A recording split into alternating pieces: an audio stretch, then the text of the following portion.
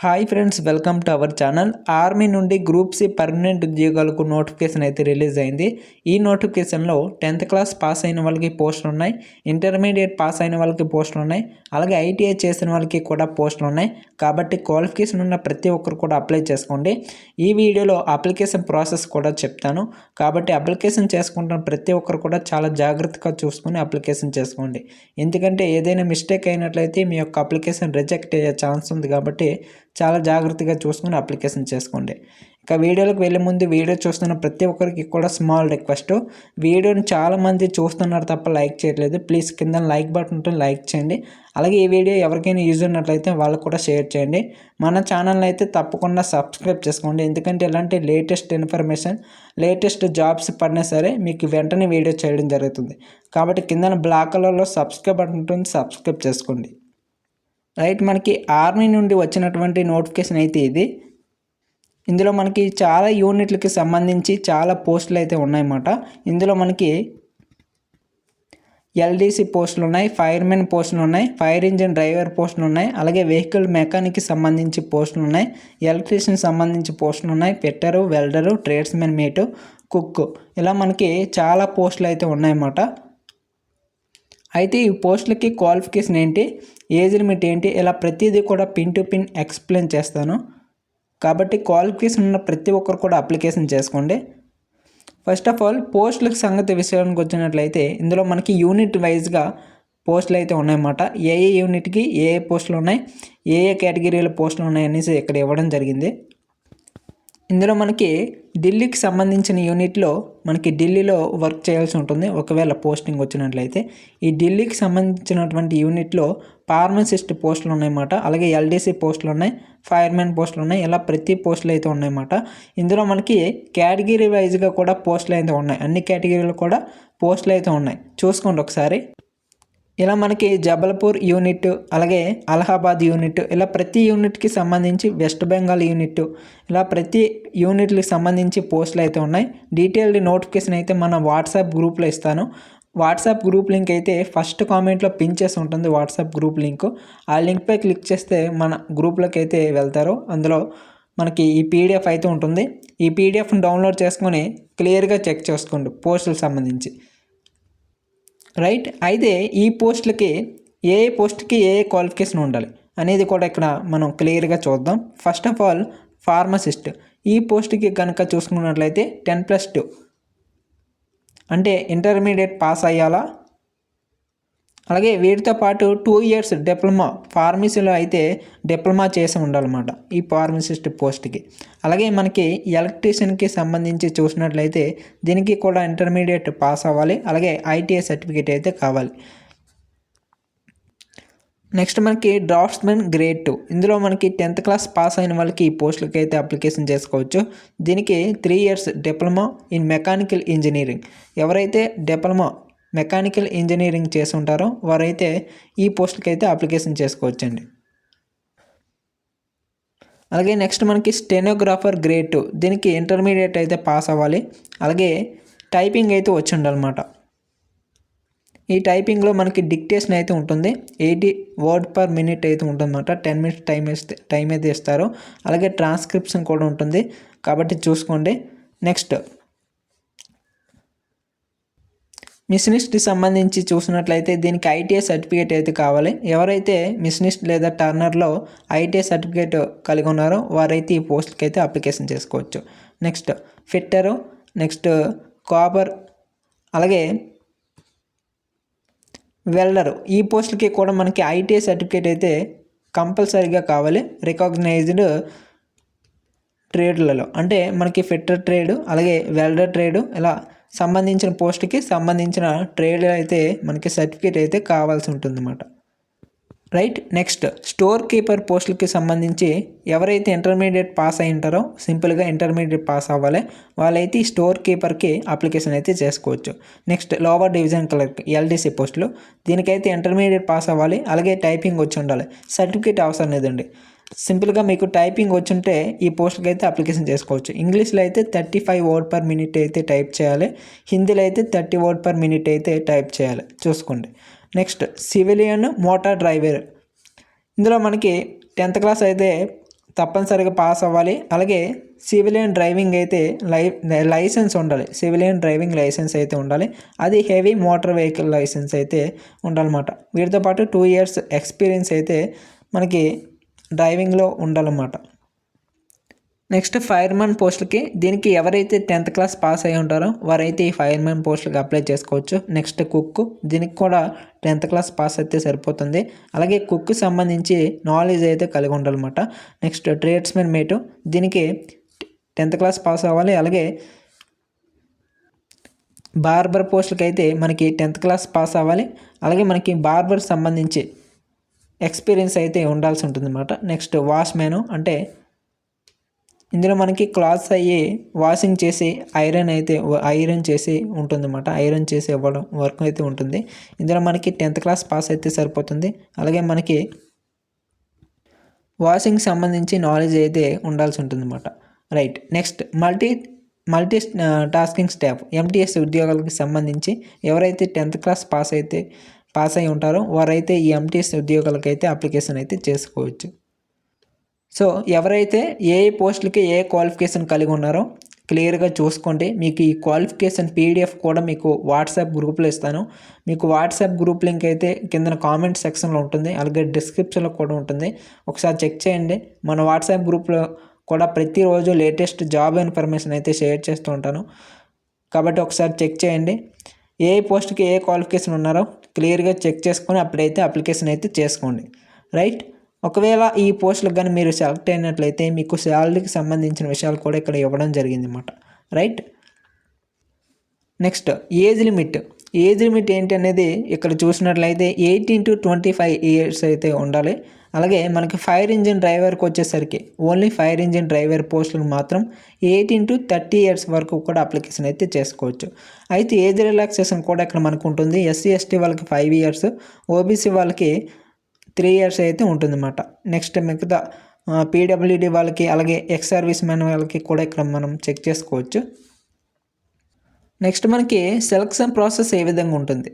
కొన్ని పోస్టులకైతే ఎలాంటి రన్నింగ్ ఉండదండి. అలాగే ఎలాంటి మెడికల్ కూడా ఉండదు. జస్ట్ మీకు సింపుల్గా ఒక ఎగ్జామ్ అయితే ఉంటుంది. ఆ ఎగ్జామ్లో ఎక్కువ స్కోర్ వస్తే మీకు సింపుల్గా జాబ్ అయితే వచ్చేస్తుంది అన్నమాట. కానీ 2 పోస్టులు అయితే ఉన్నాయి. అందులో ఒకటి వచ్చేసరికి firemen, next fire engine driver. ఇందులో మనకి రన్నింగ్ అయితే ఉంటుంది. ఈ రన్నింగ్ వచ్చేసరికి ఏంటో చెప్తాను. ఫస్ట్ ఆఫ్ ఆల్ హైట్ సంగతి చూద్దాం. హైట్ ఏంటంటే 165 centimeters అయితే ఉండాలి. నెక్స్ట్ చెస్ట్ వచ్చేసరికి 81.5 centimeters అయితే ఉండాలి. Next expansion 85 centimeters, weight 50 kgs అయితే ఉండాలన్నమాట. Right. Next fitness endurance test చూసుకున్నట్లయితే మనకి ఇక్కడ 63.5 kgs వెయిట్ని పట్టుకొని 183 meters అయితే పరిగెత్తాల్సి ఉంటుంది. ఇందులో మనకి టైం వచ్చేసరికి 96 seconds అన్నమాట. రైట్. నెక్స్ట్ 2.7 meters అయితే మీరు లాంగ్ జంప్స్ అయితే వేయాల్సి ఉంటుంది అన్నమాట. అలాగే మనకి ఇక్కడ 3 meters అయితే క్లైంబింగ్ చేయాల్సి ఉంటుంది అన్నమాట. ఓకేనా. ఎవరైతే ఈ పోస్టులకి అప్లై చేసుకుంటున్నారో వారికి అయితే మనకి ఈవెంట్స్ అయితే ఉంటాయి. మిగిలిన పోస్టులకి అయితే ఎలాంటి ఇవి ఉండవు. సింపుల్గా మీరు జస్ట్ ఒక ఎగ్జామ్ రాస్తే మీకు సరిపోతుందన్నమాట. నెక్స్ట్ ఈ నోటిఫికేషన్స్కి ఎలా అప్లై చేసుకోవాలి. ఈ నోటిఫికేషన్కి ఎలా అప్లై చేసుకోవాలనేది ఇప్పటి నుంచి క్లియర్గా చెప్తాను. చాలా జాగ్రత్తగా వినండి. ఈ నోటిఫికేషన్కి కేవలం జస్ట్ ఆఫ్లైన్లో మాత్రమే అప్లికేషన్ చేసుకోవాలి. ఆఫ్లైన్లో అంటే మనకి బై పోస్ట్ ద్వారా అయితే అప్లికేషన్ చేసుకోవాల్సి ఉంటుందన్నమాట. అది ఎలా అంటే మీకు సంబంధించిన డాక్యుమెంట్స్ ఉంటాయి కదా, అంటే ఏ డాక్యుమెంట్స్ అటాచ్ చేయాలనేది ఇప్పుడు చెప్తాను. ఆ డాక్యుమెంట్స్ పైన మీరు సెల్ఫ్ అటెస్టెడ్ చేయాలి. అంటే మీ యొక్క సిగ్నేచర్ అయితే పక్కా చేయాలి. దాన్ని సెల్ఫ్ అటెస్టెడ్ అంటారు. Next envelope, self address envelope అయితే తీసుకోవాలి. అంటే ఒక పోస్టల్ ఎన్వలప్ ఉంటుంది కదా, దానిపైన మీ యొక్క అడ్రస్ ఫిల్ చేసి దాని మీద 5 rupees పోస్టల్ స్టాంప్ అయితే మనం అతికించాల్సి ఉంటుందన్నమాట. అది అతికించి మన డాక్యుమెంట్స్ ప్లస్ ఈ సెల్ఫ్ అడ్రస్డ్ ఎన్వలప్ దీన్ని మనం మెయిన్ ఎన్వలప్లో పెట్టేసి మనం పోస్ట్ ద్వారా అయితే బై ఆర్డినరీ పోస్ట్. ఓకేనా. గుర్తుంచుకోండి, ఆర్డినరీ పోస్ట్ మాత్రమే చేయాల్సి ఉంటుందన్నమాట. అలాగే మనకి మెయిన్ ఎన్వలప్ పైన ఒక పైన ఒక లైన్ అయితే రాయాల్సి ఉంటుంది అనమాట. అదేంటంటే అప్లికేషన్ ఫర్ ది పోస్ట్, అంటే మీరు ఏ పోస్ట్కి అప్లికేషన్ చేసుకుంటున్నారో ఆ పోస్ట్ ఇక్కడైతే రాయాల్సి ఉంటుంది అనమాట. అప్లికేషన్ ఫర్ ది పోస్ట్ అని పెట్టి ఇక్కడ మీరు ఏ పోస్ట్కి అప్లికేషన్ చేసుకుంటున్నారో ఆ పోస్ట్ నేమ్ అయితే ఇక్కడ మెన్షన్ చేయాల్సి ఉంటుంది అనమాట. అంటే మీకు సింపుల్గా చెప్పాలంటే మీకు ఎన్వలప్ ఈ విధంగా ఉందనుకోండి, పోస్టల్ ఎన్వలప్. ఇక్కడ అప్లికేషన్ ఫర్ ది పోస్ట్ అని రాసి ఇక్కడ మీరు ఏ పోస్ట్కి అప్లై చేసుకుంటున్నారో ఆ పోస్ట్ నేమ్ అయితే రాయాల్సి ఉంటుంది అనమాట. అయితే ఎప్పటి నుంచి అప్లికేషన్ చేసుకోవచ్చు, లాస్ట్ డేట్ ఏంటి అనేది మనం చూసినట్లయితే మనకి ఈ నోటిఫికేషన్ వచ్చినప్పటి నుంచి 21 డేస్ వరకు కూడా అప్లికేషన్ చేసుకోవచ్చండి. అయితే మనకి ఈ నోటిఫికేషన్ ఇంకా రాలేదు, మనకి అంటే ఎంప్లాయ్మెంట్ న్యూస్ పేపర్లో ఇంకా పబ్లిష్ కావలేదన్నమాట. మేబీ రేపు ఆర్ ఎల్లుండి, రేపు లేదా ఎల్లుండిలో మనకి ఈ ఎంప్లాయ్మెంట్ న్యూస్ పేపర్లో పక్కా ఈ నోటిఫికేషన్ అయితే ప్రింట్ అవుతుంది. కాబట్టి రేపటి నుంచి లేదంటే ఎల్లుండి నుంచి అప్లికేషన్ అయితే స్టార్ట్ అయిపోతుంది. కాబట్టి అప్లికేషన్ చేసుకోండి. మనకి జస్ట్ 21 డేస్ మాత్రమే టైం ఇవ్వడం జరిగింది. కాబట్టి ఎవరికైతే ఈ పోస్టులకు అప్లై చేసుకోవాలని ఇంట్రెస్ట్ ఉంటుందో వారందరూ కూడా వెంటనే అప్లికేషన్ చేసుకోండి. ఎందుకంటే మనకి బై పోస్ట్ ద్వారా మాత్రం అప్లికేషన్ చేసుకోవాల్సి ఉంటుంది. కాబట్టి మనం ఎంత తొందరగా చేసుకుంటే అంత తొందరగా మన పోస్ట్ అనేది రీచ్ అవుతుంది. లేదంటే లేట్ అయిపోతుంది, రీచ్ కాదు, మీ యొక్క అప్లికేషన్ అనేది రిజెక్ట్ అయ్యే ఛాన్స్ ఉంటుంది. కాబట్టి వెంటనే అప్లై చేసుకోవడానికి ట్రై చేయండి. రైట్. అలాగే ఈ నోటిఫికేషన్ సంబంధించి సెలక్షన్ ప్రాసెస్లో భాగంగా ఎవరికైతే ఎగ్జామినేషన్ ఉంటుందో ప్రతి ఒక్కరికి కూడా ఎగ్జామినేషన్ ఉంటుంది. అయితే ఈ ఎగ్జామినేషన్లో ఏ సిలబస్ ఉంటుంది, ఎన్ని మార్క్స్కి ఉంటుంది, టైం ఎంత ఉంటుంది, ఇలా ప్రతిదీ చూద్దాం. ఇది మనకి ఓఎంఆర్ బేస్డ్లో అయితే ఉంటుంది. తెలుసు కదా ఓఎంఆర్ ఏంటో. ఇది ఆబ్జెక్టివ్ టైప్లో క్వశ్చన్స్ అయితే వస్తాయి. 150 మార్క్స్కి అయితే ఎగ్జామ్ అయితే ఉంటుంది. నెగిటివ్ మార్కింగ్ కూడా ఉంటుందండి, 0.25. అంటే 4 తప్పులు అయితే 1 మార్క్ అయితే ఎగిరిపోతుంది. కాబట్టి బాగా ప్రిపేర్ అవ్వండి. ఇక టైం వచ్చేసరికి 2 అవర్స్ ఇస్తారు. నెక్స్ట్ ఇక్కడ కనిపిస్తున్నటువంటి ఏ పోస్టులు ఉన్నాయో ఈ పోస్టులన్నిటికీ కూడా ఇక్కడ ఇచ్చినటువంటి సిలబస్ అయితే ఉంటుందన్నమాట. చూసుకోండి, ఈ పోస్టులకి ఏ సిలబస్ అయితే ఉంటుంది. అయితే మిగిలిన పోస్టులకి అయితే ఏ సిలబస్ ఉంటుందో అది కూడా చెప్తాను. ముందు ఇక్కడ ఇచ్చినటువంటి పోస్టులకి ఏ సిలబస్ ఉంటుందో చూద్దాం. జనరల్ ఇంటెలిజెన్స్ అండ్ రీజనింగ్ వచ్చేసరికి 25 క్వశ్చన్స్ అయితే ఉంటాయి, 25 మార్క్స్కి. Next general awareness 25 questions, 25 marks. ఇలా మనకి general English, numerical aptitude, next trade specific. అంటే ఒకవేళ ఐటీఐ మీద అప్లై చేసుకుంటే మీ యొక్క ట్రేడ్కి సంబంధించి క్వశ్చన్స్ అయితే వస్తాయి. దానికి 50 క్వశ్చన్స్ అయితే వస్తాయి 50 మార్క్స్కి. ఈ విధంగా 150 క్వశ్చన్స్ ఉంటాయి 150 మార్క్స్కి అయితే ఎగ్జామ్ అయితే ఉంటుందన్నమాట. 2 అవర్స్ టైం ఇస్తారు. రైట్. ఎవరైతే స్టోర్ కీపరు, ఎల్డీసీ అలాగే స్టెనోగ్రాఫరు గ్రేడ్ 2కి అప్లై చేసుకుంటారో వారికి అయితే ఈ విధంగా ఎగ్జామ్ అయితే ఉంటుందన్నమాట. ఓకేనా. జనరల్ ఇంటెలిజెన్స్ అండ్ రీజనింగు, అలాగే GA, general English, next numerical aptitude, ఈ క్వశ్చన్స్ అయితే వస్తాయి. 150 క్వశ్చన్స్ 150 మార్క్స్కి 2 అవర్స్ టైం. ఓకేనా. అలాగే మనకి ఎవరైతే కుక్కు, బార్బరు, వాచ్మ్యాను, అలాగే మల్టీ టాస్కింగ్ స్టాఫ్ ఎంటీఎస్, అలాగే ట్రేడ్స్మెన్ మేట్ ఎవరైతే ఈ పోస్టుకి అప్లై చేసుకుంటారో వాళ్ళకైతే ఈ విధంగా అయితే ఉంటుందన్నమాట. ఓకేనా. General intelligence and reasoning, general awareness, general English, అలాగే numerical aptitude 150 questions 150 marks 2 hours time అయితే ఉంటుందన్నమాట. రైట్. నెక్స్ట్ ఇప్పుడు అప్లికేషన్ ఫామ్ ఎలా ఫిల్ చేయాలి. ఈ అప్లికేషన్ ఫామ్ అయితే మన వాట్సాప్ గ్రూప్లో అయితే ఇస్తాను. ఆ లింక్ అయితే మీకు డిస్క్రిప్షన్లో, అదేవిధంగా ఫస్ట్ కామెంట్లో అయితే ఉంటుంది. ప్రతి ఒక్కరు కూడా వెళ్ళి డౌన్లోడ్ చేసుకోండి. రైట్. మీకు అప్లికేషన్ ఫామ్ డౌన్లోడ్ చేసుకున్నాక, ప్రింట్ తీసుకున్నాక ఈ విధంగా అయితే ఉంటుందన్నమాట. రైట్. ఇక్కడ మీ యొక్క ఫోటోగ్రాఫ్ అయితే అతికించాల్సి ఉంటుంది. ఇక్కడ మీరు అడ్వర్టైజ్మెంట్ నెంబర్ అయితే వేయాల్సి ఉంటుంది అన్నమాట. ఇక్కడ మీకు నోటిఫికేషన్లో ఉంటుంది అడ్వర్టైజ్మెంట్ నెంబరు, ఆ నెంబర్ అయితే ఇక్కడ వేయాల్సి ఉంటుంది అన్నమాట. అలాగే మీరు ఇక్కడ ఏ యూనిట్కి అప్లై చేసుకుంటున్నారో ఆ యూనిట్ అడ్రస్ కూడా ఇక్కడ మీరు మెన్షన్ చేయాల్సి ఉంటుంది. ఓకేనా.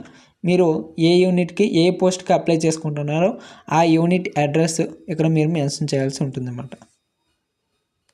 అలాగే సేమ్ ఇక్కడ మీరు ఏ పోస్ట్కి ఏ యూనిట్కి అప్లై చేసుకుంటున్నారో అది ఇక్కడ మీరు మెన్షన్ చేయాలి. అలాగే ఇక్కడ నేమ్, మీ యొక్క నేమ్ అయితే ఫుల్ నేమ్ అయితే ఇక్కడ ఎంటర్ చేయాలి. ఓకేనా. క్లియర్గా నీట్గా అయితే రాయాలి, బ్లాక్ లెటర్స్లో మాత్రమే రాయాలి. ఓకేనా.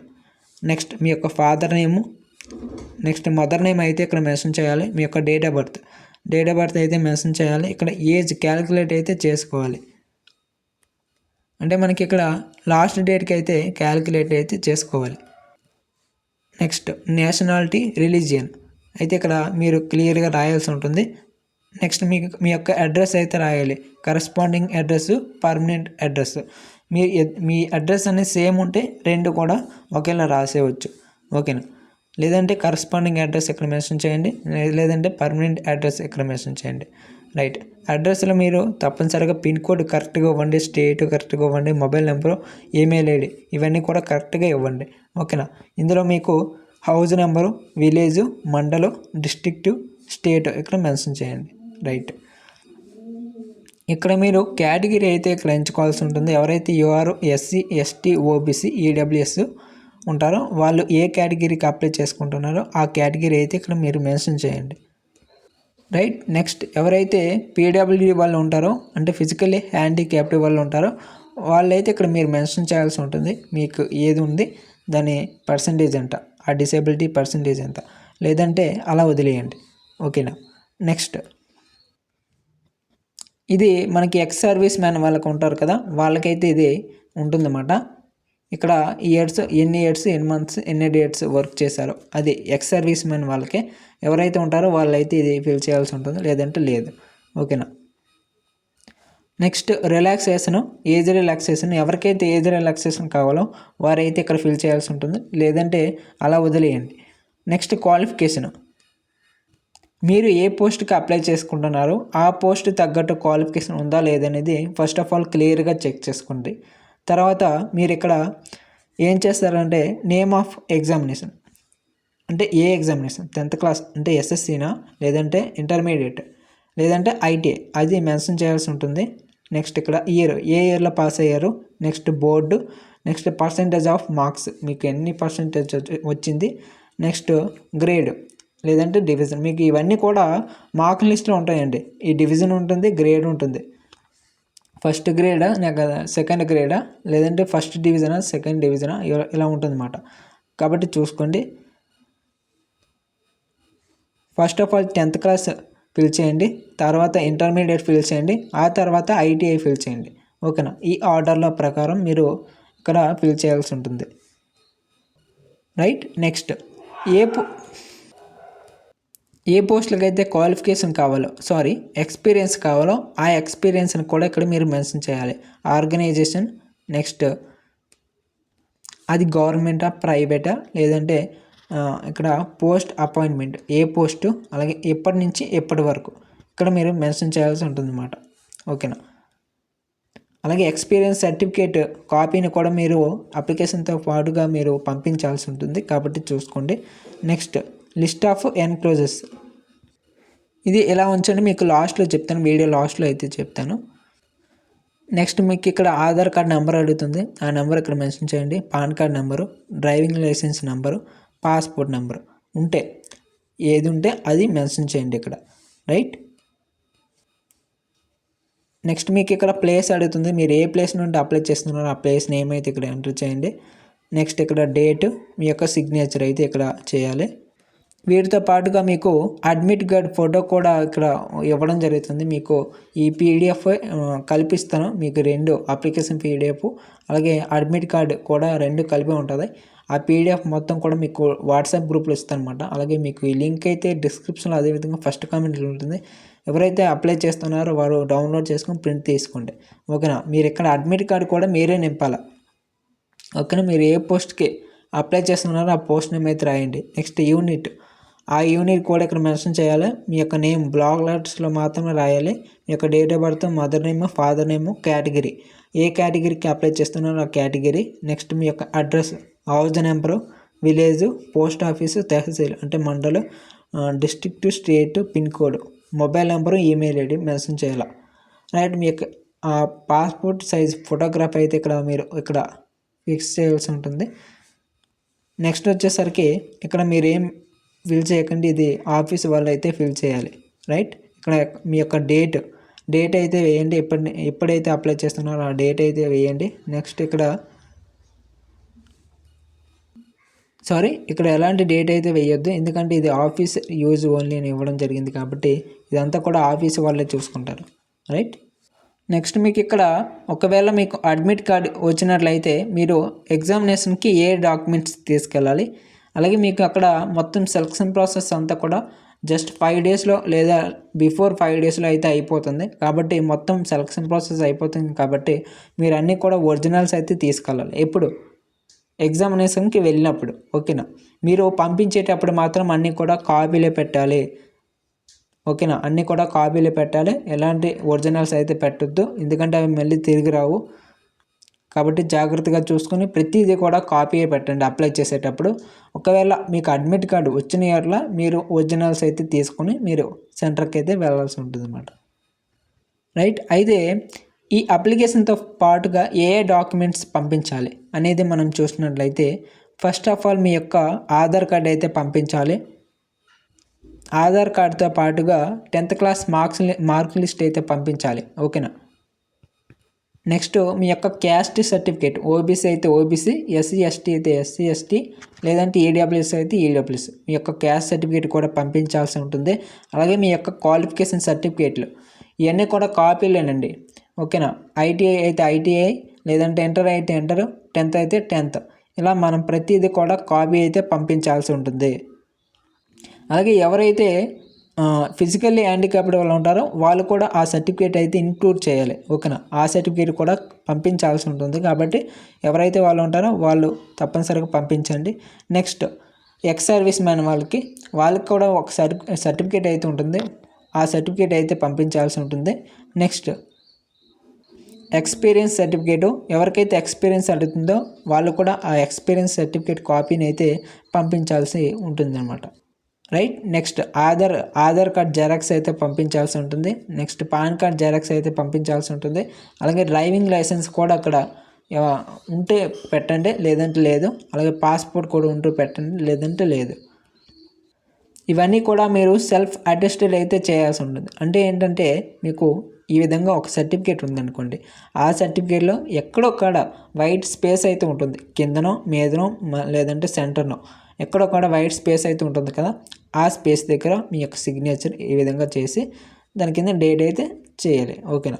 ఈ విధంగా సెల్ఫ్ అటెస్టెడ్ అయితే ప్రతి సర్టిఫికేట్ మీద చేయాలి, గుర్తుంచుకోండి. చేశాక మీరు 2 ఎన్వలప్లు అయితే తీసుకోండి. ఫస్ట్ వచ్చేసరికి ఒక పెద్ద ఎన్వలప్ తీసుకోండి. సెకండ్ వచ్చేసరికి చిన్న ఎన్వలప్ అయితే తీసుకోండి.